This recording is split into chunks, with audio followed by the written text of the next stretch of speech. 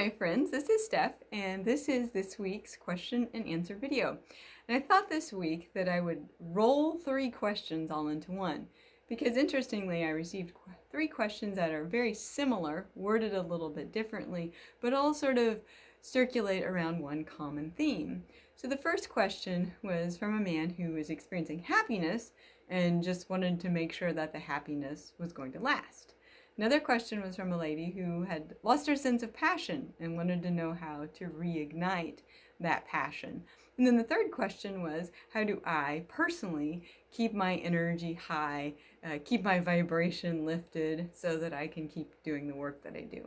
So I thought those are all similar questions because they are focused on one particular element of life, and that is our emotions. So I wanted to share with you a personal tool or technique that I've used that I find to be very helpful. It's a visual image and it kind of makes sense with this journey that we're all here experiencing in this life. So I think of my emotions kind of like an airport. So whenever you travel and you land at the airport, it's not where you're going to stay, but it's a place to touch down to start then exploring a new world. So when I'm looking to find peace, I think of peace as being something like an airport. Once I land in the state of peace, then I can go explore bliss and tranquility and serenity. Those are all different aspects of peace, but peace is sort of the landing point to start to tap into all these other different experiences. Same thing with joy. So maybe I want to land in joy because we're like airplanes. We're here to fly. And then we touch down because we're in these physical bodies. So when I want to go to joy, I land in that destination, and then I go explore laughter and merriment and community, all those things that are found when I open up and land in joy. So I think of the emotion that I want, be it happiness, passion, contentment, inspiration. Think of that as my airport, my destination where I want to land so that I can explore. Then my thoughts are me. I'm sort of like the airplane. So before I can even hope to arrive at happiness, passion, peace, contentment, whatever it is, I got to check out the airplane. And there's 2 things.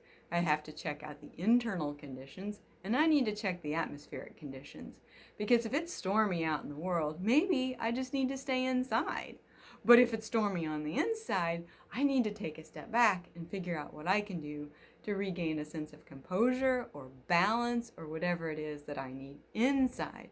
Because if it's all a mess in the cabin, the pilot shouldn't be taken off the plane. And if the conditions outside are not supportive for a good launch or a successful touchdown, that's not the time to fly. So checking my internal conditions mean making sure I'm getting enough rest, checking in that I'm well nourished, making sure that I'm taking in things that are good for my heart and soul, be it social media, music, abstaining from news. I'm very meticulous in making sure that whatever I let come into the cabin, whatever I let in the cockpit, is something that supports me in my desire to fly and inspire and be all that Spirit calls me to be in this world. So that's a very important element of finding happiness or discovering passion or feeling contentment in this world, is really knowing ourselves on the inside and then honoring what we need to feel balanced. The other thing I have to make sure before I take flight is that I'm not getting too distracted by all the passengers on board. And you know who the passengers are. It's the voices from the past, or the people at work who tell you you can't, or this neighbor who tells you you shouldn't. If you're spending all your time attending to these unruly passengers, you're not going to have time to pilot the plane. So you have to make sure that, yes, the passengers are fine, but you can't put all your focus on them either. So that's another thing that I have to take inventory of. Now, when it comes to looking at the atmospheric conditions or what's on the outside, that again is really honoring what I'm capable of, what my limits are. Some pilots are really good and can fly on instruments only. Others really need that visual. So if I look out into the world and if the energy seems harsh, or if there's a shopping place where it's always a little chaotic, and I know that that's not going to be good for me, I just have to say no I'm going to stay home. I'm going to be grounded right now. And then when the time's right, I'll be able to soar. So you have to take awareness of the internal conditions and the environmental conditions so you know when it's clear for you to take flight. So you got the airport, which is your destination. You got the airplane where you're checking inside and outside. And then taking off. Those are our thoughts, and I see that as my expectations or my beliefs that can ensure a successful flight and a successful, safe landing when I'm looking for the destination to which I'd like to go. So when I have an expectation that somebody else better make me happy, or my happiness is probably fleeting, or I'm not worthy, or this is something I don't deserve, what I've done is I've set myself up for a mechanical failure, or I have a landing strip that doesn't have lights on it. Because what happens is our thoughts really start to shape and alter our experiences in the world. So when you are experiencing or longing to discover happiness, make sure you believe that you're worthy. Make sure you expect Spirit to be with you. Make sure that you have these positive thoughts and affirmative beliefs that really assist you in landing safely in whatever destination it is you'd like to go. Our thoughts are so powerful. They are the landing strips for our bodies, for our hearts, and for our souls in this world.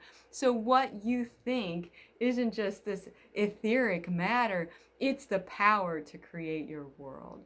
So I encourage you to believe that you're worthy, to know that you're here to success, to understand that sometimes happiness is intense and sometimes it's subtle and a little more low key.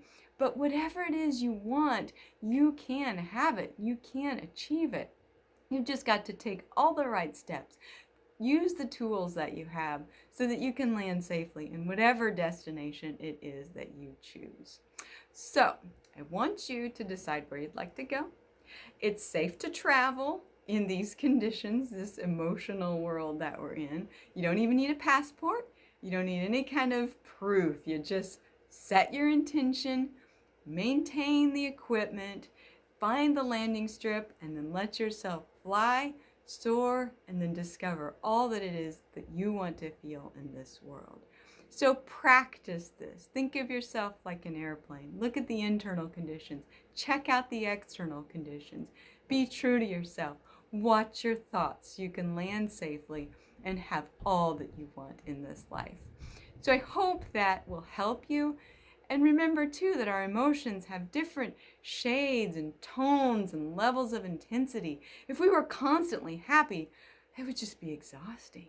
We need variety. We need to explore and discover new terrains. If you always went on vacation in the same place, it would be fun for the first 10 times, but then you might want something a little bit different. So if you're not always in happiness, that's okay. Explore a little bit of peace. Look into a little bit of quiet, but never be afraid to understand and explore what's inside you.